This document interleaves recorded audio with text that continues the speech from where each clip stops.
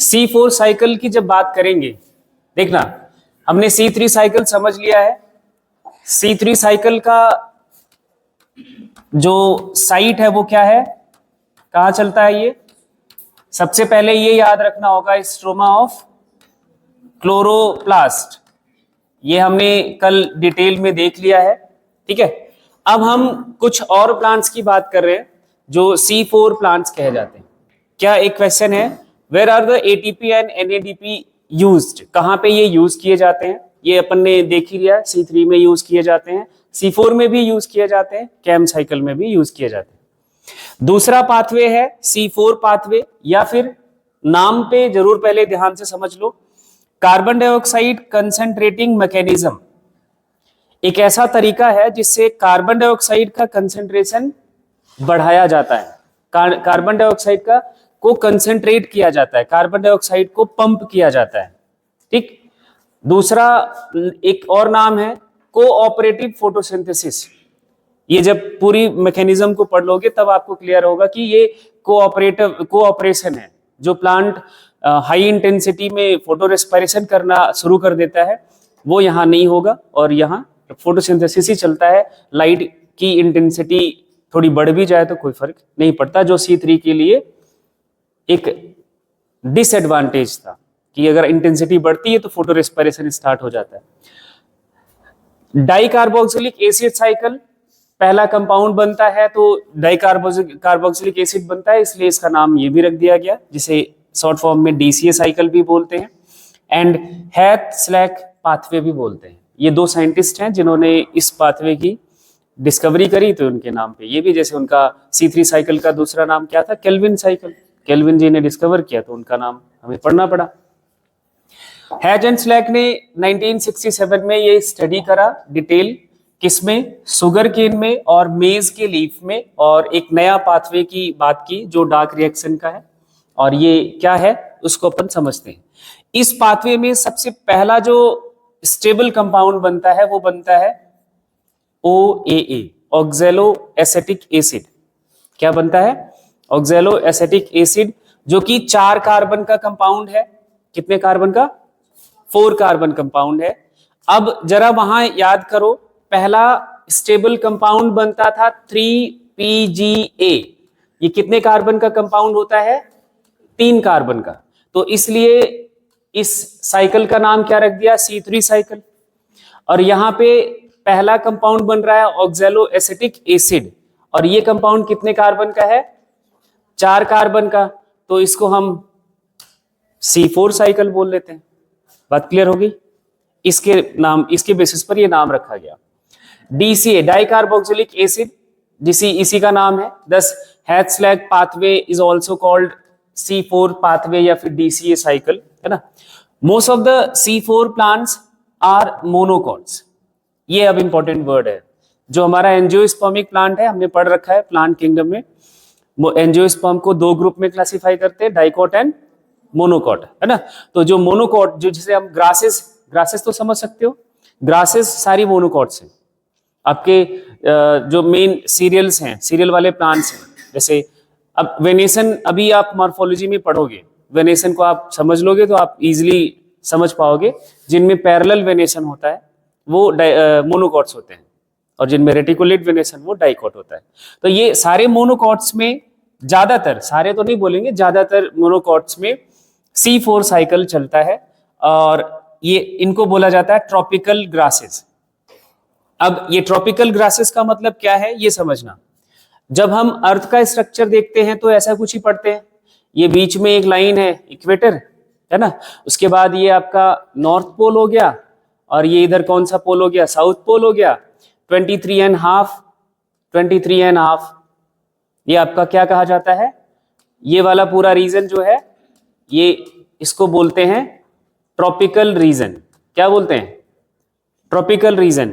फिर इसके बाद वाला जो रीजन जो आता है 23.5 का एंगल वो बनता है, आप अर्थ में पढ़ा होगा। ये सब ट्रॉपिकल रीजन, ये पोलर रीजन, उस पर नहीं जाना है हमें इस ट्रॉपिकल रीजन की बात करनी है। इस ट्रॉपिकल रीजन का कैरेक्टरिस्टिक क्या होता है? इस अर्थ के इस रीजन का क्या कैरेक्टरिस्टिक्स है? ट्रॉपिकल रीजन का वेदर कंडीशन ह्यूमिड है, वार्म है, थोड़ा सा टेम्परेचर ठीक ठाक बढ़िया टेम्परेचर है, और ह्यूमिडिटी ठीक है, एयर बढ़िया है, लाइट का ड्यूरेशन भी ठीक है। इन सभी फेवरेबल कंडीशंस की वजह से सबसे ज्यादा जो डाइवर्सिटी है वो इसी ट्रॉपिकल रीजन में ही है। पोलर रीजन में डाइवर्सिटी सबसे ज्यादा नहीं है, इसी ट्रॉपिकल रीजन में भी ही है। ठीक है, तो ये जो ग्रासेस या मोनोकॉट की हम बात कर रहे हैं, ये ट्रॉपिकल रीजन की ग्रासेस हैं, अर्थ के इसी रीजन में पाई जाने वाली ग्रासेस हैं, which belong Gramineae and Cyperaceae family. ये प्लांट की फैमिली, टैक्सोनॉमी में आपने जो हायरार्की पढ़ा था, स्पीसीज, जीनस, फैमिली, ऑर्डर, है ना, तो वो फैमिली है दो, जो नाम आपको याद रखना है। ग्रासेस इन्हीं दोनों फैमिली में आती हैं, Gramineae and Cyperaceae family. C4 plants are adapted to hot and dry environment. ये इंपॉर्टेंट स्टेटमेंट है, ये ध्यान रखना है। जहां का टेम्परेचर थोड़ा ज्यादा है वो वहां भी ये प्लांट सरवाइव कर सकते हैं, और अगर पानी थोड़ी कमी है तब भी ये सरवाइव कर सकता है, ड्राई कंडीशन है तब भी, है ना। जैसे एग्जाम्पल के तौर पर देखो, सुगर केन, मेज, सॉर्गम। और यहां अब देखना, ये इंपॉर्टेंट लाइन है, इसी पे कंफ्यूजन बहुत होता है। वीट, राइस, बार्ले, ये सारे मोनोकॉट्स हैं। ये कैसे प्लांट है? मोनोकॉट है, लेकिन ये C3 स्पीसीज है, C4 नहीं है। इसलिए यहां पे क्या लिखा गया था? Most of the C4 plants are monocot. ये नहीं लिखा गया था कि all monocots are C4 plants. ठीक है, ये ध्यान रखना है। अब इन प्लांट्स की जो इंटरनल स्ट्रक्चर है, जहां पे फोटोसिंथेसिस होता है, उसमें थोड़ा सा चेंज है। उनका एनाटॉमिकल ऑर्गेनाइजेशन डिफरेंट होता है। किससे डिफरेंट होता है? C3 प्लांट से। C3 प्लांट में आपने लीफ का स्ट्रक्चर पढ़ा था, upper epidermis, palisade, spongy, parenchyma, फिर आपका पहली वो आ जाता है पैलिसैड सेल, फिर लोअर एपिडर्मिस, फिर उसके बाद आपने एनाटॉमिकल एडॉप्टेशन को पहले समझ लो, फिर C4 पाथवे क्या है 2 मिनट लगेगा समझने में, क्योंकि C3 पढ़ रखा है ना। कुछ एक सेट ऑफ मेटाबॉलिक रिएक्शन है जो और इसमें होता है, बस और कुछ नहीं अलग। ठीक है, बस तुम्हें ये एनाटॉमी समझनी है, क्या उनका एनाटॉमिकल एडॉप्टेशन होता है। इसको बोलते हैं क्रेंज एनाटॉमी या फिर ब्रिथ एनाटॉमी बोला जाता है। इनका लीफ का जो एनाटॉमिकल स्ट्रक्चर जो आपने C3 में पढ़ा था उससे थोड़ा अलग है। Present in C4 leaves plant, जो हमारा C4 प्लांट है उनके लीव्स में ये एनाटॉमी मिलेगा। इसमें क्या होता है? Special green large cells are found around the vascular bundle. अब मैं आपको फिर से एक बार लीफ के स्ट्रक्चर पर ले चलूं, शायद इसके पास यहाँ डायग्राम होना चाहिए। हाँ, ये है, फिर काम बन गया। देखो, ये लीफ का ट्रांसफर सेक्शन है। ये अपर एपिडर्मिस हो गया, ये लोअर एपिडर्मिस हो गया। अपन ने वहां भी ऐसे पढ़ा था, पैलिसैड सेल्स होती है, स्पंजी, पैरेन्काइमा, मेसोफिल सेल्स यहाँ भी, मेसोफिल वहां भी होता है, लेकिन यहाँ पैलिसैड सेल्स नहीं है। अब उसके वेस्कुलर बंडल को पहले देख लो, C3 के वेस्कुलर बंडल को देख लो, फिर इसके वेस्कुलर बंडल पे आएंगे। पिक्चर सेम है बट आपको डिफरेंस समझना है। इधर जो वेस्कुलर बंडल है, सिर्फ vascular bundle means xylem and phloem का सेल प्रेजेंट होता है। अगर C4 प्लांट होता है तो इस वेस्कुलर बंडल के चारों तरफ, जैसे यहाँ पे देख पा रहे हो, ये ग्रीन सेल्स प्रेजेंट होती हैं। वेस्कुलर बंडल के चारों तरफ ग्रीन सेल्स प्रेजेंट होती हैं, है ना। इनको हम बोलते हैं, इनका नाम याद रखना, बंडल सीड सेल्स। ये बंडल वर्ड वेस्कुलर बंडल के लिए है, उसको कवर करके रखता है एक सीड की तरह, इसलिए इनको नाम दे दिया गया वेस्कुलर बंडल सीड सेल या बंडल सीड सेल। इतना याद रहेगा, ठीक। यहां एपिडर्मिस में कोई दिक्कत नहीं, मेसोफिल सेल में कोई तुम्हें परेशानी नहीं है। अब उसके बाद स्ट्रोमा, जो अब यहाँ वेस्कुलर बंडल आप देख रहे हो, वेस्कुलर बंडल के चारों तरफ देखो आपको एक बंडल सीड सेल दिख रहा है। एक ग्रीन सेल्स का एक कवरिंग होता है, एक लेयर होता है वेस्कुलर बंडल के चारों तरफ, जिसे हम क्या बोलेंगे? Bundle sheath cell. Bundle sheath cell के लिए याद रखना क्या लिखा है? Agranal chloroplast. यही सबसे इंपॉर्टेंट बात है, यही आपको ध्यान रखना है। अग्रेनल क्लोरोप्लास्ट का मतलब क्या हुआ? इसमें ग्रेना नहीं होगा। अब क्लोरोप्लास्ट में ग्रेना का स्ट्रक्चर आपको आई थिंक क्लियर है। चलो अब देखो ध्यान से, इसके स्ट्रक्चर में क्या डिफरेंसेस हैं। हाँ, bundle sheath cell leaves, these are called sheath cell, इनको सीड सेल बोलते हैं। And the leaves which have anatomy, इस टाइप का जिस लीफ के पास एनाटॉमी होता है, जिनके वेस्कुलर बंडल के चारों तरफ बंडल सीड सेल होते हैं, उनको बोला जाता है क्रेंज, जिसका मतलब होता है वृत्त, जिसका थोड़ा सा वेस्कुलर बंडल का जो डायमीटर है वो बढ़ जाता है। And is reflection of a arrangement of cell, एक तरह का अलग अलग टाइप का अरेंजमेंट सेल का अलग हो गया। ग्रीन सेल्स पूरी इस लीफ में है, पूरे इस स्ट्रक्चर में ग्रीन सेल्स होती हैं, मींस क्लोरोप्लास्ट कंटेनिंग सेल्स हैं, बस इनमें थोड़ा सा अरेंजमेंट अलग हो गया। ये भी सारी जो सेल्स हैं इनके पास भी क्लोरोप्लास्ट है, लेकिन ये भी आपकी ऐसी सेल है, इनके पास भी क्लोरोप्लास्ट है, बस थोड़ा सा इनमें डिफरेंस है, इनके पास ग्रेना नहीं होता और इनके पास ग्रेना होता है। ठीक है, तो क्या क्या एडॉप्टेशन है। पहला एडॉप्टेशन समझ आ गया, बंडल सीड सेल होती है और इनके पास बंडल सीड सेल में क्या होगा, for many layers around the vascular bundle and they are characterized by having large number of chloroplast. जो आपका बंडल सीड सेल है उनके सेल्स में नंबर ऑफ क्लोरोप्लास्ट का नंबर क्या होगा, as compare to mesophyll cell ज्यादा होता है। पहला एडॉप्टेशन, मेसोफिल सेल में number of chloroplast per cell कम होगा, but vascular bundle sheath cell में ज्यादा होगा। दूसरा एडॉप्टेशन है thick wall impervious to gaseous exchange, that is the most important adaptation. जो इनका वेस्कुलर बंडल या बंडल सीड सेल है, इनकी जो वॉल होती है, सेल वॉल, इनकी जो वॉल होती है, वैसे हमने सेल वॉल को क्या पढ़ा होता है, परमिएबल होती है। Cell membrane semi permeable, selective permeable होती है। गैसेस के लिए बात करें तो सेमी परमिएबल होती है। लेकिन ये जो बंडल सीड सेल है, इनकी वॉल इम्परवियस होती है, इस वॉल को कुछ भी क्रॉस नहीं कर सकता। इम्परमिएबल समझते हो, ऐसी वॉल जिसको कोई मटेरियल क्रॉस ना कर सके। पॉलीथीन, ऐसा नेचर का इनकी वॉल होती है, जबकि नॉर्मली सेल वॉल कैसी, परमिएबल। तो ये एडॉप्टेशन जिसके दिमाग में फिट हो गया वो आप समझ जाओगे ऐसा, इसका ऐसा हुआ क्यों है वो अपन आगे भी बात करते हैं। नेक्स्ट जो एडॉप्टेशन है, नो इंटरसेलुलर स्पेसेस, सेल्स के बीच में इंटरसेलुलर स्पेसेस नहीं होते हैं जो बंडल सीड सेल्स हैं। इंटरसेलुलर स्पेसेस होगा तो फिर गैसेस एक्सचेंज के चांसेस बनते, कोई स्पेस नहीं, थिक वॉल्ड है तो स्पेस होगा ही नहीं। ठीक है, ये तीन एडॉप्टेशन याद रखना है। और इनके पास जो क्लोरोप्लास्ट होता है, क्लोरोप्लास्ट यहाँ मेसोफिल सेल्स में भी होगा, बंडल सीड सेल में भी होगा। ये दो तरह के क्लोरोप्लास्ट होते हैं। कैसे, कितने टाइप के, दो टाइप के क्लोरोप्लास्ट होते हैं, इसलिए इनके पास बोला जाता है डाइमॉर्फिक क्लोरोप्लास्ट प्रेजेंट होता है। कैसा, डाइमॉर्फिक, दो फॉर्म वाला। जैसे आपने दो फॉर्म वाला एनिमल पढ़ा हुआ था, पॉलिप एंड मेडुसा, याद आ रहा है ना। ऐसे ही क्लोरोप्लास्ट है, बट इनके दो फॉर्म हैं, दो अलग अलग आप समझ लो अवतार हैं। जैसे शक्तिमान और गंगाधर, एक ही इंडिविजुअल था, वो कभी वो गंगाधर बन के दिखता था और कभी शक्तिमान बन के दिखता था। ये यहाँ क्लोरोप्लास्ट ही है, बट उसके दो तरह के फॉर्म्स हैं, दो अवतार हैं। Are present in C4 plants. Chloroplast जो बंडल सीड सेल का है या क्रेंज सेल जिसे हम बोलेंगे, ये लार्ज होते हैं, साइज में बड़े होते हैं, विदाउट ग्रेना। अग्रेनल क्लोरोप्लास्ट का मतलब समझ आ गया कि without grana. Agranal that means thylakoid are present only as stroma lamellae.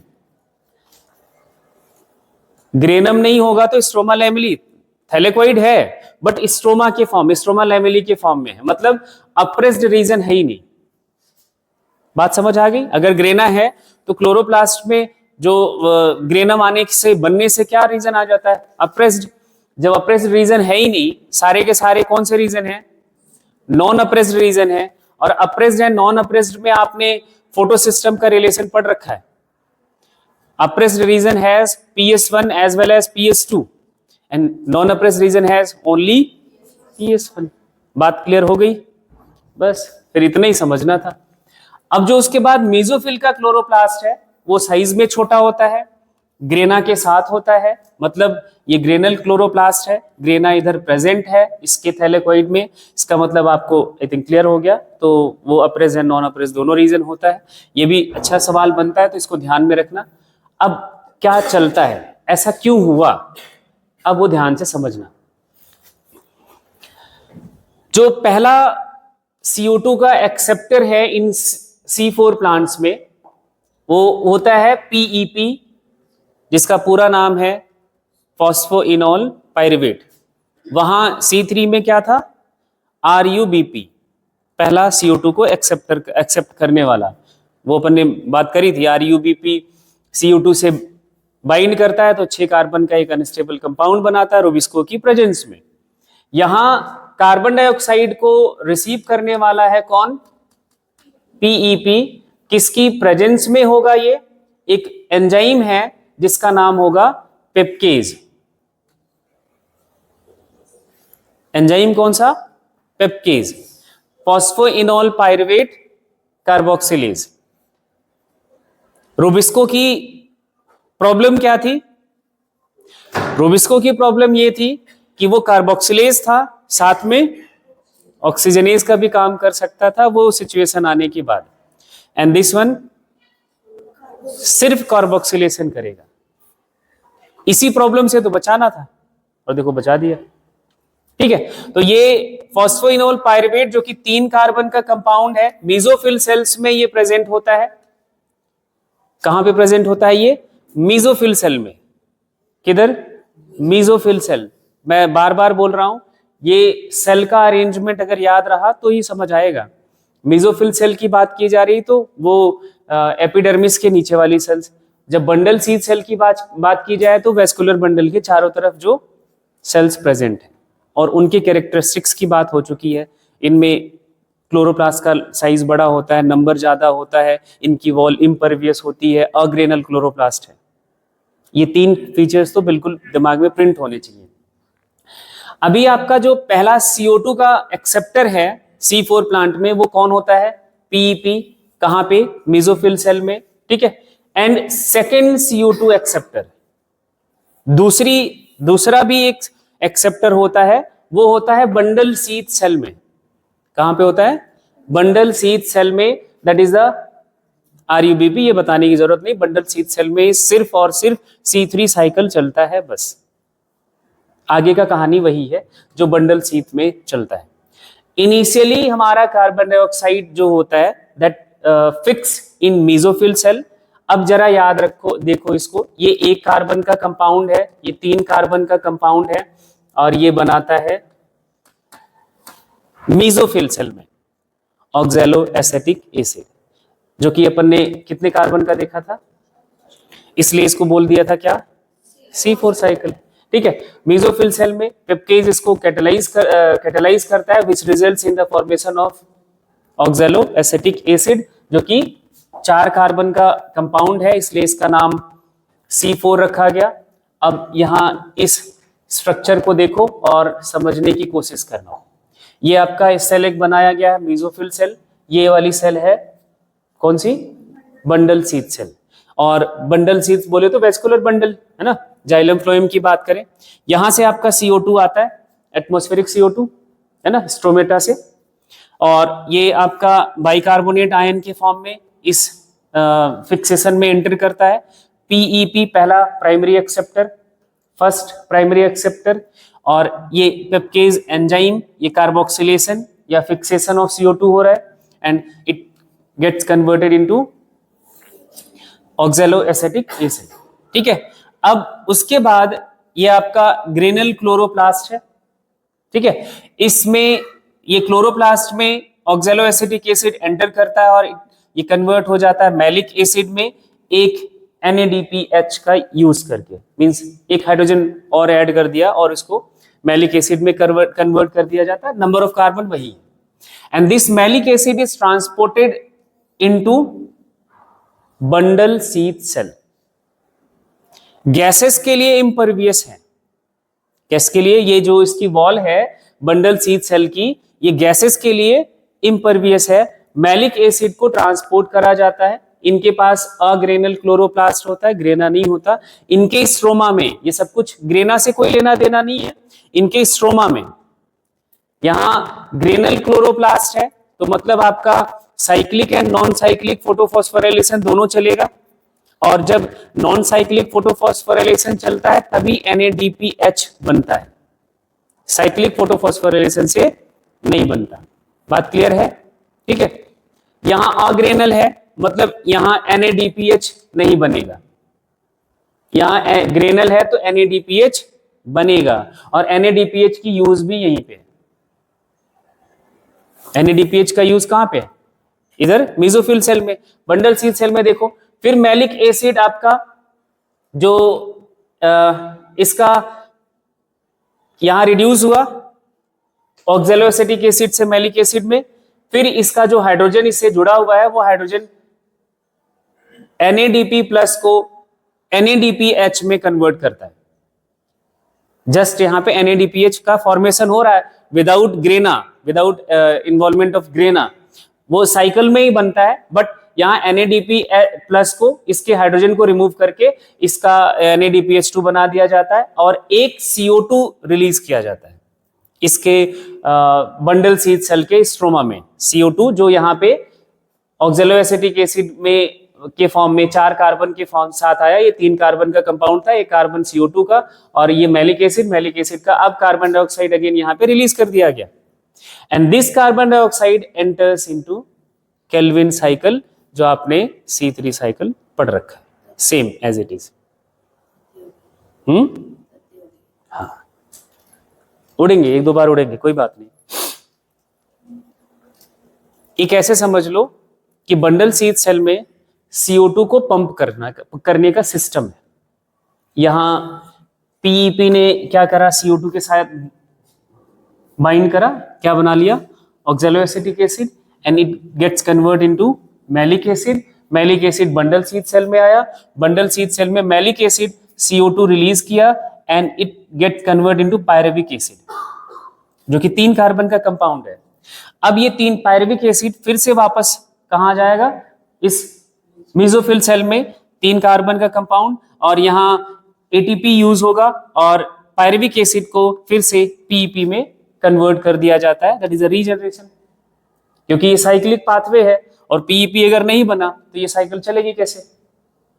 तो ये पूरा जो कन्वर्जन है PEP का ऑक्सैलिक एसिड में, मैलिक एसिड में, malic acid bundle sheath cell में, पायरुविक एसिड, ये क्या कर रहा है, इस साइकिल से बंडल सीड सेल में सिर्फ CO2 का कंसंट्रेशन ही तो बढ़ाया जा रहा है।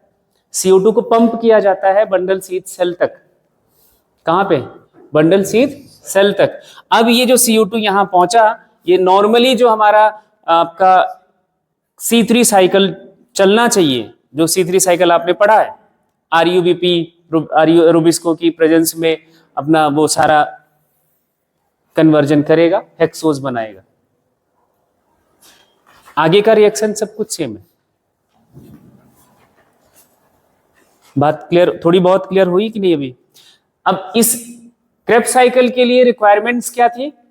अगर एक ग्लूकोज बनाना है तो 18 ATP चाहिए होता है, और उसके बाद 12 NADPH चाहिए होता है, और उसके बाद और क्या चाहिए था? बस यही चाहिए था।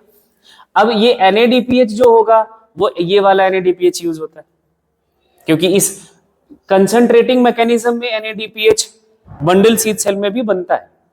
इसके पास अप्रेस्ड रीजन है नहीं, NADPH बना नहीं सकता खुद से, लाइट आता है।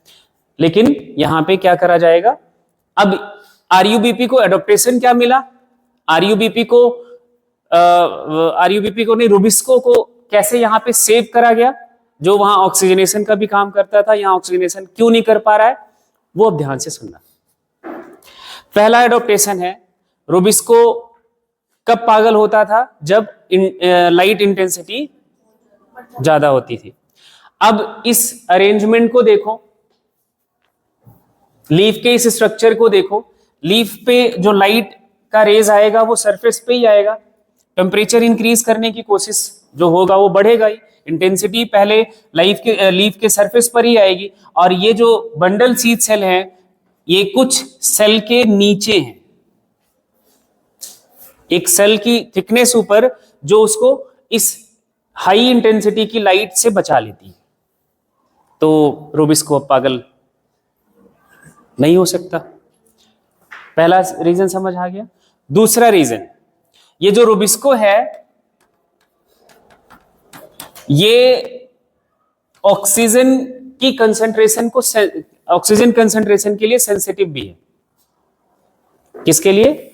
ऑक्सीजन कंसंट्रेशन के लिए सेंसिटिव है। मतलब एटमॉस्फेयर में ऑक्सीजन का कंसंट्रेशन बढ़ा तो ये ऑक्सीजनेशन कराना स्टार्ट कर देता है। नॉर्मल कोई क्लोरोप्लास्ट है, जैसे हम C3 की बात करें, उसके पास साइक्लिक फोटोफॉस्फोरेशन भी चलता है, नॉन साइक्लिक भी चलता है। नॉन साइक्लिक से CO2 बनता है, सॉरी ऑक्सीजन बनता है। नॉन साइक्लिक में PS2 के पास OEC है, जहां पे वाटर का फोटोलिसिस होगा, ऑक्सीजन बनता है। तो उन सेल्स में ऑक्सीजन भी बन रहा है, कार्बन डाइऑक्साइड भी आ रहा है। फोटोसिंथेसिस की रेट बढ़ी तो मतलब ऑक्सीजन का प्रोडक्शन बढ़ा, ऑक्सीजन का कंसंट्रेशन बढ़ा। तो रूबिस्को ऑक्सीजन का कंसंट्रेशन जैसे ही बढ़ता है तो वो ऑक्सीजन के साथ भागना शुरू कर देता है। कार्बन डाइऑक्साइड कहता है तू चल बक, अब तुम्हारे साथ हम नहीं चलते। अब जरा बंडल शीथ सेल पे जाना। बंडल शीथ सेल के पास अप्रेस्ड रीजन है ही नहीं, PS2 है ही नहीं, ऑक्सीजन बनेगा ही नहीं। अब वो भागो, किसके साथ भागोगे? मजबूरी है, सिर्फ CO2 के साथ भागना ही पड़ेगा। मतलब CO2 को फिक्स करेगा, ऑक्सीजन है ही नहीं वहां पे, ऑक्सीजन बनता ही नहीं है। और जो ऑक्सीजन मेसोफिल सेल में बन रहा है उसकी वॉल गैसेस के लिए इम्परवियस है। बंडल शीथ सेल में ऑक्सीजन जा भी नहीं सकता। जब बंडल शीथ सेल में ऑक्सीजन जा भी नहीं सकता, बन भी नहीं रहा है, तो रूबिस्को का कोई चांस ही नहीं कि ऑक्सीजन के साथ भाग सकता है। भागेगा किसके साथ? तो करके दिखाओ ऑक्सीजनेशन। यही एडॉप्टेशन है C4 प्लांट्स के। जब तक लाइट है, जब तक लाइट है तब तक वो ये वाली साइकिल चलती रहेगी। पीईपी कार्बन डाइऑक्साइड को ले जाके यहां पंप करता रहेगा बंडल शीथ सेल में, है ना, और यहां रीजनरेट होता रहेगा पीईपी, और यहां CO2 आ रहा है तो मतलब क्या चलता रहेगा? कार्बन फिक्सेशन चलता रहेगा। ऑक्सीजनेशन होने का चांस ही नहीं है। क्यों चांस क्यों नहीं है? पहला, इंटेंसिटी वहां तक नहीं पहुंच सकती लाइट की। दूसरा, ऑक्सीजन का कंसंट्रेशन, ऑक्सीजन बन ही नहीं सकता वहां पे, और इसकी वॉल इम्परवियस है तो बाहर से ऑक्सीजन जा भी नहीं सकता। ये सारे एडॉप्टेशन C4 प्लांट में हैं, इसलिए इनका प्रोडक्शन या यील्ड या रेट ऑफ फोटोसिंथेसिस ज्यादा होता है as compare to C3 plants. फिर से एक बार सुनो। अभी तुम्हें इस पूरे मैकेनिज्म को ना एक साथ समझना है, इमेजिन करना सीखना है कि कैसे चलता है। मैं लीफ वाले डायग्राम पे चलता हूं जिससे आपको और थोड़ा सा आइडिया लगेगा। यहां देखना, ये मेसोफिल सेल्स हैं। CO2 इधर आया, CO2 के लिए कौन बैठा है मेसोफिल सेल के पास? PEP pepcase enzyme. इसको कन्वर्ट करा किसमें? Oxaloacetic acid. Oxaloacetic acid फिर कन्वर्ट करा गया किसमें? Malic acid. मैलिक एसिड अब ट्रांसपोर्ट कर दिया गया बंडल शीथ सेल में। बंडल शीथ सेल में ये मैलिक एसिड एक कार्बन डाइऑक्साइड छोड़ देगा। मैलिक एसिड 4 कार्बन का कंपाउंड बन चुका है ना। एक कार्बन डाइऑक्साइड यहां पे छोड़ देगा। डीकार्बोक्सिलेशन इसको बोलते हैं। क्या बोलते हैं इसको? डीकार्बोक्सिलेशन। कार्बन डाइऑक्साइड ऐड हो रहा है तो कार्बोक्सिलेशन, कार्बन डाइऑक्साइड निकल रहा है तो डीकार्बोक्सिलेशन। कार्बोक्सिलेशन कहां होता है? मेसोफिल सेल में। डीकार्बोक्सिलेशन कहां होगा? बंडल शीथ सेल में। इतना तो समझ पाए हो बात को। अब कार्बन डाइऑक्साइड यहां छोड़ के ये आपका मैलिक एसिड कन्वर्ट हो गया पायरुविक एसिड में। किसमें? पायरुविक एसिड में, अभी बंडल शीथ सेल में ही। पायरुविक एसिड फिर आया मेसोफिल सेल में। पायरुविक एसिड कहां आ गया? मेसोफिल सेल में। मेसोफिल सेल में पायरुविक एसिड से फिर से आपका ये पीईपी को बना दिया गया, पीईपी को रीजनरेट कर दिया गया। यहां पे 2 ATP का इस्तेमाल होता है, 2 ATP यूज होता है। ठीक है, पीईपी फिर से तैयार है, फिर से वही साइकिल चलेगी। अब ये जो CO2 बंडल शीथ सेल में पहुंचा, this CO2 enters into normal C3 cycle. बस इतनी सी बात होती है। अब इस पिक्चर को देखो, अपने थोड़ा सा ध्यान लगाओ इस पे भी, फिर मैं देखो इधर जो C3 साइकिल है उधर उसकी रिक्वायरमेंट आपको पता है, यहां पे CO2 को छोड़ दिया गया, तो इसकी रिक्वायरमेंट थी 18 ATP और कितना 12 NADPH2, ये रिक्वायरमेंट्स थी। अब ये जब एक ग्लूकोज का मॉलिक्यूल बनता है तब एक साइकिल ये चलेगी तो एक CO2 यहां पंप करा जाता है। एक CO2 को पंप करने के लिए कितना ATP और कितना NADPH एडिशनल खर्च होते हैं C4 साइकिल में, वो अब ध्यान से कैलकुलेट करना।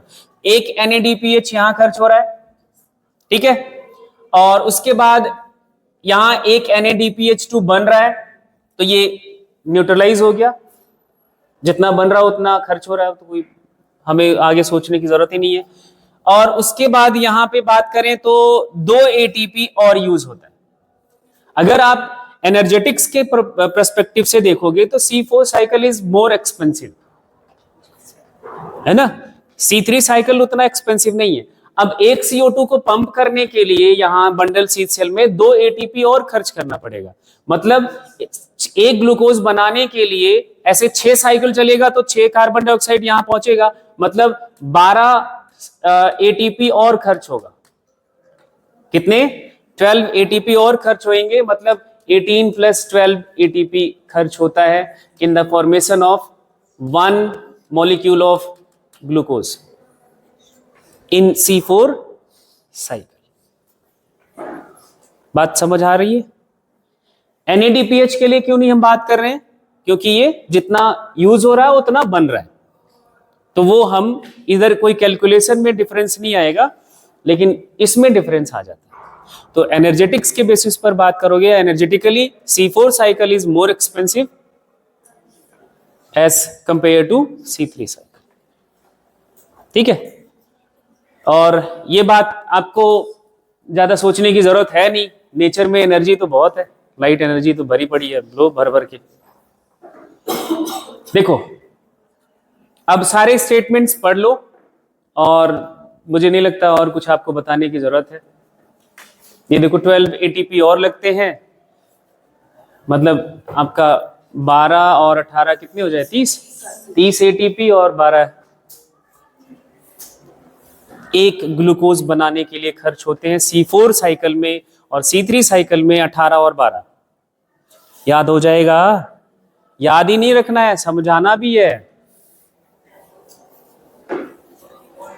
अब C4 प्लांट्स क्यों स्पेशल हैं वो देख लो। C4 प्लांट्स का स्पेशलिटी ये है, ये स्पेशल टाइप का लीफ एनाटॉमी होता है, जिसे हम क्रेंज एनाटॉमी बोल दिए। ये टॉलरेट कर सकता है हाई टेम्परेचर को, हाई टेम्परेचर पे जो ऑक्सीजनेशन का काम करता था यहां नहीं होगा। हाई लाइट इंटेंसिटी को भी ये टॉलरेट कर सकता है, यहां फोटो रेस्पिरेशन नहीं होगा, सिर्फ फोटोसिंथेसिस ही चलता रहेगा, जो C3 में फोटो रेस्पिरेशन स्टार्ट हो जाता है हाई लाइट इंटेंसिटी में। They lack a process called photo respiration.